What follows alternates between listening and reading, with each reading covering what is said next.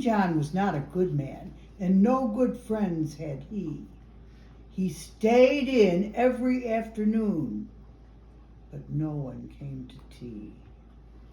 And round about December, the cards upon his shelf, which wished him lots of Christmas cheer and fortune in the coming year, were never from his near and dear, but only from himself. King John was not a good man, yet he had his hopes and fears.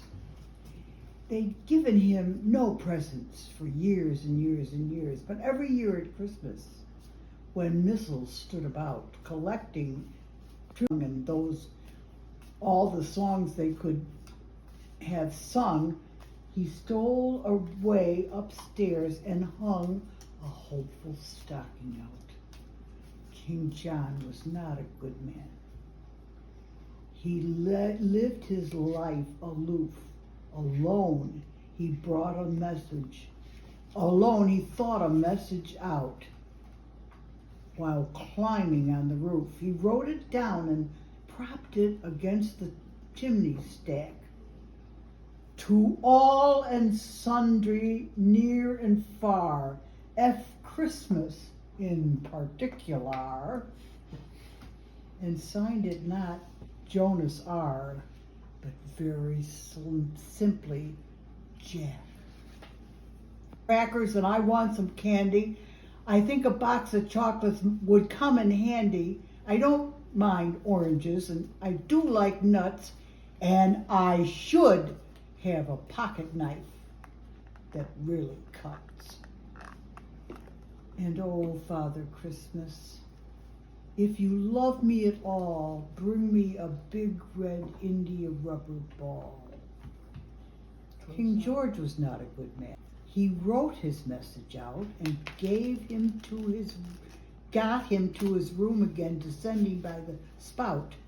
And all that night he lay there in prey to hopes and fears, and thinks that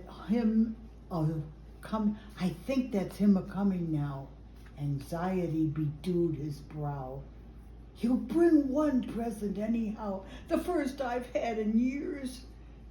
Forget about the crackers. Forget about the candy. I'm sure a box of chocolates would never come in handy. I don't want nuts, and I have a pocket knife that almost cuts. But oh, Father Christmas, if you love me at all, bring me a big red India rubber ball.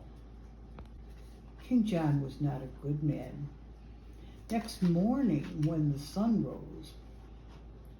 rose up to tell the waiting world that Christmas had begun, and people seized their stockings and opened them with glee, and crackers, toys, and games appeared, and lips were sticky, sweets were smeared. King John said grimly, as I feared, nothing again for me. I did want crackers, and I did want candy. I know a box of chocolates would come in handy. I do love oranges. I did want nuts. Haven't had a pocket knife, not one that cuts. And oh, Father Christmas, if he'd loved me at all, he would have left a big red India rubber ball.